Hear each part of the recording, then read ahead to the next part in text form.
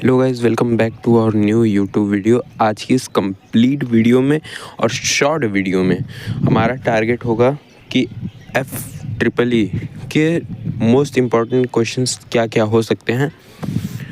चलिए हम देखते हैं। पॉलिटेक्निक सम सेमेस्टर 2024-25 की जो परीक्षाएं चल रही हैं उसमें FEEE के मोस्ट 15 इम्पॉर्टेंट क्वेश्चन क्या हो सकते हैं। इसकी PDF आपको टेलीग्राम चैनल पर मिल जाएगी।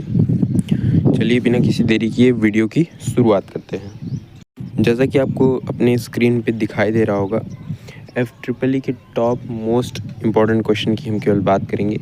अगर अभी तक आपने कुछ भी नहीं पढ़ा और आज के पेपर के लिए ये क्वेश्चन ज़रूर करके जाना है आपको।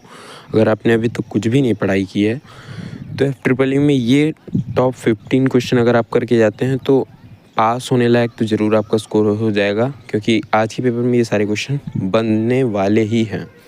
चलिए देखते हैं पहला क्वेश्चन जो आपके पहले यूनिट से ही बन रहा है, दिख रहा है। सक्रिय एवं निष्क्रिय घटक। दूसरा है PNP और NPN ट्रांजिस्टर से बहुत इंपॉर्टेंट क्वेश्चन बनने वाले हैं, जिसमें से ये है PNP और NPN ट्रांजिस्टर्स में अंतर। तीसरा क्वेश्चन PN जंक्शन डायोड क्या होता है, सचित्र वर्णन करके भी लिखने के लिए आ सकता है। चौथा क्वेश्चन जेनर डायोड। पांचवा है जो है सेमीकंडक्टर के बारे में पूछा जा सकता है, what is semiconductor, type of semiconductor, और ऐसे ही अनेक questions.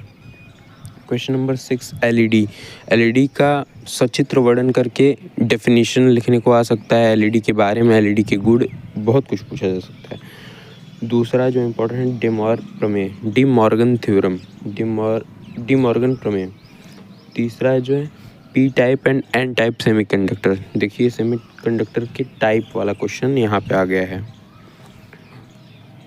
P type N type semiconductor में आपको डिफरेंस बताना है। पूरा सचित्र अगर आप बना के लिखेंगे तो आपको 5 में से ज़रूर 3 या 4 नंबर मिल जाएगा। चौथा प्रतिरोध के बारे में आपसे पूछा जा सकता है। प्रतिरोध एक इम्पॉर्टेंट टॉपिक है। और आपसे पूछा जा सकता है शक्ति यानी कि पावर के बारे में। पावर भी एक इम्पॉर्टेंट टॉपिक है अपने आप में। अगला RMS वैल्यू तो आपसे ज़रूर पूछा जाएगा। ये 12th में भी आपने पढ़ा ही होगा। RMS वैल्यू शिखर मान और एवरेज वैल्यू, पीक वैल्यू भी होता है, आपने पढ़ा ही होगा। फेट और मॉसफेट बहुत ही इम्पोर्टेंट टॉपिक है एग्ज़ाम की दृष्टि से। आपके पेपर में ज़रूर बनने वाला है ये क्वेश्चन, फेट और मॉसफेट। आपको ये ज़रूर पढ़ के जाना है, फेट और मॉसफेट। आगे हम देखते हैं अमीटर और वोल्टमीटर में डिफरेंस।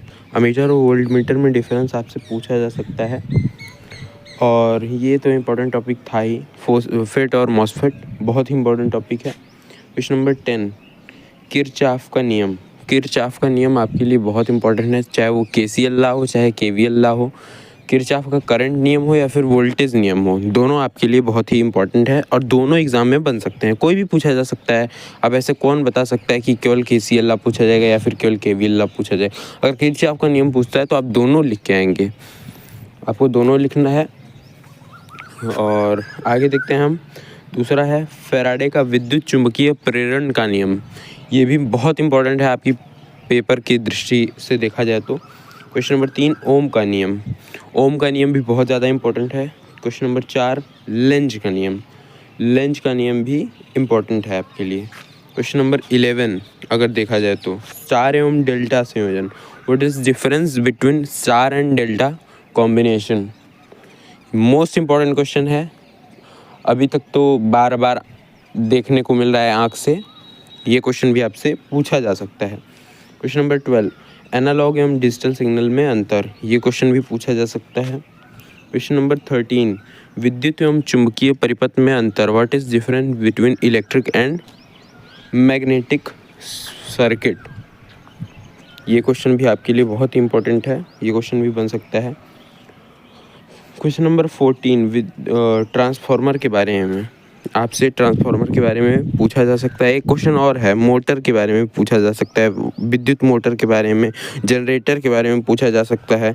ये 2 टॉपिक भी आपको पढ़ के जाना है। और एक ये लास्ट ट्रांसफार्मर से जुड़ा क्वेश्चन, स्टेप अप ट्रांसफार्मर और स्टेप डाउन ट्रांसफार्मर के बारे में आपको बताना है। ये दोनों क्वेश्चन ये 15वां क्वेश्चन और जो मैंने बताया अभी मोटर जनरेटर के बारे में, डिफरेंस पूछा जा सकता है, सचित्र वर्णन पूछा जा सकता है। आप अगर ये इतने क्वेश्चन तैयार करके जाते हैं, 20-30 नंबर आपके कहीं नहीं है, 30 नंबर तो आराम से आप पा जाएंगे, 30 से 40 नंबर भी आप गेन कर सकते हैं। तो भाई ये सारे इंपॉर्टेंट क्वेश्चन आपको तैयार करके जाना है। आशा करता हूँ आपका एग्ज़ाम अच्छा जा रहा होगा और ये आज का एग्ज़ाम भी बहुत ही अच्छा जाएगा। तो फिर मिलेंगे हम अपने अगले इम्पॉर्टेंट वीडियो में। तब तक के लिए चैनल को प्यार दीजिए, लाइक कीजिए वीडियो को, चैनल को सब्सक्राइब कीजिए। मिलते हैं अगली इम्पॉर्टेंट वीडियो में, तब तक के लिए।